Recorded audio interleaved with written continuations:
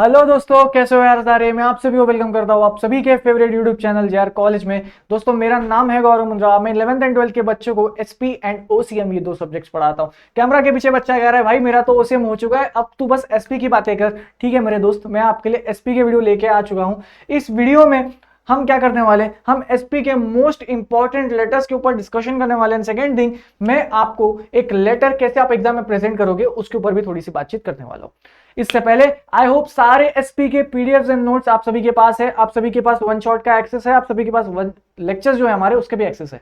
Access यानी कि YouTube पे जाके प्लेलिस्ट में देखना है ना। एंड आई होप आप सभी की प्रिपरेशन अभी एज ऑफ नाउ अच्छी चल रही है।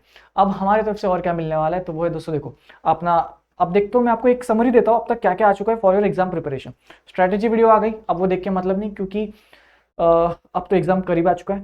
लाइव एग्जाम से पहले भी हम मिलने वाले हैं, है ना। एग्जाम से पहले जब हम मिलेंगे तब हम उसमें जैसा हमने ओसीएम के लिए जस्टिफिकेशन किया था ना, वैसा ही हम एसपी के लिए भी जस्टिफिकेशन करने वाले हैं, वैसा ही हम डिफरेंस बिटवीन करने वाले हैं, एंड द मेन थिंग वैसा ही हम ऑब्जेक्टिव्स करने वाले हैं। तो ये सेशन आपके लिए एग्जाम से पहले बहुत इंपॉर्टेंट होने वाला है। जिस तरह से ओसीएम के लिए इंपॉर्टेंट था उस तरह से ये एसपी के लिए भी होने वाला है, एंड उतना ही इंपैक्टफुल रहेगा। चलो, ये मेरा गोल्डी मून अंडरस्कोर आईडी है। मेरे बायो में आपको एसपी एंड ओसीएम की लिंक जो है ना दोस्तों ये मिल जाएगी, प्लीज जाके चेकआउट कर लेना है। ठीक है, सारी पीडीएफ सब सब सब कुछ फॉर योर एसपी सब्जेक्ट सब कुछ आपको ये गोल्डी मून अंडरस्कोर के बायो में मिलेगा, हमारे टेलीग्राम चैनल पे मिलेगा, और हमारे व्हाट्सअप जेआर कॉलेज का जो अपना व्हाट्सअप है ना भाई, कम्युनिटी टैग ना जेआर ट्यूटोरियल्स फैमिली का, वो फैमिली पे आपको सब कुछ मिल जाएगा। तो ये सारी चीजें थी जो आपको बताना बहुत जरूरी थी, सो दैट आप चीजें एक्सेस कर सको। अब हो गया, सब रिसोर्सेज की बात होगी, ज्यादा समय नहीं, आपके पास कम समय है, सॉरी यार। देखो अभी कैसे लेटर्स, अब आपको कैसे एग्जाम में लिखना है। देखो, ये पहले एक चीज समझो, लेटर्स 5 मार्क का आएगा। इस 5 मार्क में 3.5 मार्क्स होते हैं, या आप समझो 3 मार्क्स होते हैं, सॉरी 3 मार्क्स होते हैं इसके पूरे फॉर्मेटिंग के। तो अगर आप लेटर में कुछ भी लिख कर आते हो ना, कुछ भी रिलेवेंट, कुछ भी थोड़ा बहुत ऐसा कुछ भी सिंपल इंग्लिश में अपनी, आपको 3 से 3.5 मार्क्स फॉर श्योर मिलता है। ठीक है, ये फायदा है एसपी का। अब बच्चे क्या करते हैं, लेटर्स के फॉर्मेटिंग में गलत कर देते हैं। नहीं दोस्त, फॉर्मेटिंग सही चाहिए मुझे। एकदम एकदम मिडल ऑफ योर पेज आप लिखोगे कंपनी का नाम, और एकदम कैपिटल वर्ड्स में गोल्डी साकी इंडस्ट्रीज लिमिटेड। प्राइवेट कोई भी लिखकर नहीं आएगा, फिर आपके वो लेटर्स में ना काफी चीजें, आपके कंसेप्ट गलत हो सकते हैं। इंश्योर कीजिएगा आपकी कंपनी जो हो पब्लिक कंपनी हो। आप सब प्राइवेट क्या होता है, पब्लिक क्या होता है, 11th की बात है, अभी अपन टाइम वेस्ट नहीं कर सकते। अभी अपना पूरा फोकस एज पर एग्जाम गोल्डी साकी इंडस्ट्रीज लिमिटेड। इतना बड़ा नाम लिखने की जरूरत नहीं है, बस आपको समझाने के लिए ABC industries limited, XYZ industries limited. आप किसी भी कंपनी का ओरिजिनल नाम वहां पे लिख कर नहीं आओगे, आपके मार्क्स कट हो सकते हैं। ABC industries limited, registered office का एक एड्रेस डाल देना, XYZ जो भी अपने घर का एड्रेस है, थोड़ा आसपास 18-19 खाऊगली, कुछ भी लिखो ना भाई यार, उसका कोई ये नहीं है, बस एक एड्रेस, नकली एड्रेस लिख कर आना है। कंपनी का सिन लिखना है, 21 डिजिट्स का होना चाहिए। महाराष्ट्र का कोड, कब वो इनकॉर्पोरेट हुआ था, वो पीएलसी यानी कि पब्लिक कंपनी है। और प्राइवेट का भी कोड, लेकिन पीएलसी, हम एक पब्लिक कंपनी तो पीएलसी लिख कर आएंगे, जैसे आपके टेक्स्ट बुक में दिया है, कोई भी उसमें छेड़छाड़ नहीं करेंगे। ये 2-3 चीजें यहां तक क्लियर होती है। उसके बाद right side of your page, right side, website, email, date, xyz000@gmail.com। Website मेरी ईमेल @gmail.com, और मेरी वेबसाइट www.goldisaki.com। अब जैसे मैं अपनी कंपनी का नाम गोल्डी साकी है। डेट कैसा होता है, अब काफी बच्चे, अगर आप डेट्स में कंफ्यूज हो रहे हो ना, क्या करो, एग्जाम की डेट लिखो। और काफी बच्चों का होता है कि सर कंटेंट में भी डेट लिखना है मुझे, तो वो डेट्स आपको फिर कैलकुलेट करने पड़ेंगे।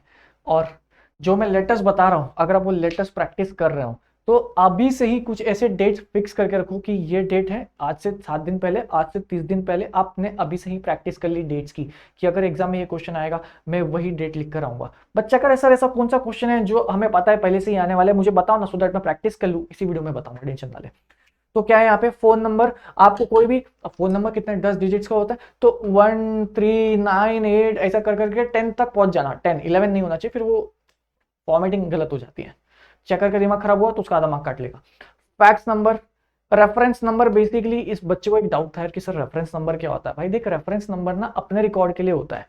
रेफरेंस नंबर ये हमने की मतलब, अब आप इतने सारे फाइल्स शेयर करते हो, आपने क्या किया, वो फाइल का नाम रख दिया कि ये है मेरी गोल्डी, अब अपना क्या है, गोल्डी सीएस है ना, तो गोल्डी /CS/ ये कौन सी फाइल है, ये 2025 की फाइल है, और ये फाइल नंबर 6 है।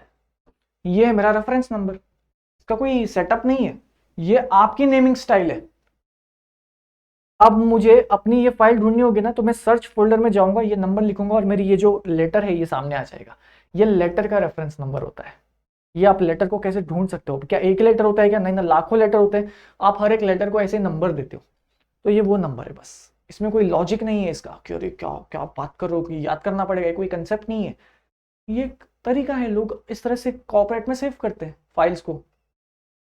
ये डाउट था भाई तुझे? चलो, फिर उस बंदे का नाम एबीसी, किसी का भी पूरा नाम नहीं लिखना है, नहीं कुछ भी नाम, निशानदा भाई कुछ नहीं लिखेगा, कोई ऐसा नाम नहीं लिखेगा भाई, चेकर मार्क्स काटते हैं ये सब चीजों पे। मिस्टर एबीसी, मिसेस एबीसी, उनका एड्रेस, अपने मन से कोई भी एड्रेस बनाओ, ठीक है। खाऊ गली इसका कर देना भाऊ गली, ठीक है। उसके बाद एक लाइन छोड़नी है, फिर बीच थोड़ा सा स्पेस करके लिखोगे सब्जेक्ट। सब्जेक्ट में बच्चों का डाउट होता है कि सर सब्जेक्ट में क्या लिखना होता है। जो भी लेटर क्वेश्चन हो, इशू ऑफ शेयर सर्टिफिकेट, तो मेरा सब्जेक्ट बन जाएगा issue of share certificate. Clear यहां तक? इतना हुआ और समझो आपका फर्स्ट पेज फुल हो गया पूरा। सर अब तो स्पेस नहीं है, लेटर खत्म कर दूं? नहीं, क्या करोगे, स्केल लोगे, पेंसिल लोगे और एक अपर बॉर्डर बनाओगे। लेटर का क्लोजर वाला लाइन नहीं दोगे।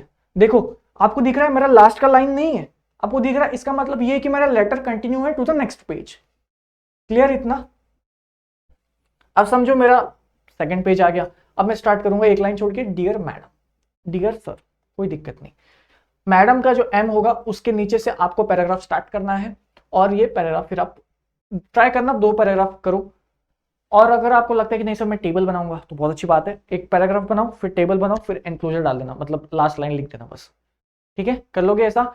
बच्चे को कहना है सर टेबल बनाया तो मार्क्स मिलते हैं और टेबल नहीं बनाया तो क्या होगा? अगर क्वेश्चन में रिक्वायरमेंट है टेबल की, आपका आधा मार्क कट होएगा, आधा मार्क 0.5 मार्क्स। और टेबल की रिक्वायरमेंट नहीं है और आपने बहुत अच्छा लिखा है तो आपको पूरा मार्क्स मिलता है। और टेबल की रिक्वायरमेंट है, आपने बनाया भी है तो 5/5 मिलता है। टेबल की रिक्वायरमेंट है, आपने नहीं लिखा है पर आपने लेटर बहुत अच्छा लिखा है, तब भी 4.5 मार्क्स ही मिलता है। 5 मार्क्स लाने के लिए table everything has to be on point. समझा? चलो, फिर ये एम के नीचे तक ही आपको इसी लाइन से फिर पैरा बनाना है और इसी लाइन पे थैंकिंग यू लिखना है, फिर कॉमा, फिर एक लाइन और छोड़नी है, योर्स फेथफुली, फिर लिखोगे आप कंपनी का नाम फॉर गुल्डी साकी इंडस्ट्रीज लिमिटेड, पूरा कंपनी का नाम। अब देखो मैं तुम्हें कंपनी का नाम छोटा पता है क्यों रखने बोल रहा हूँ?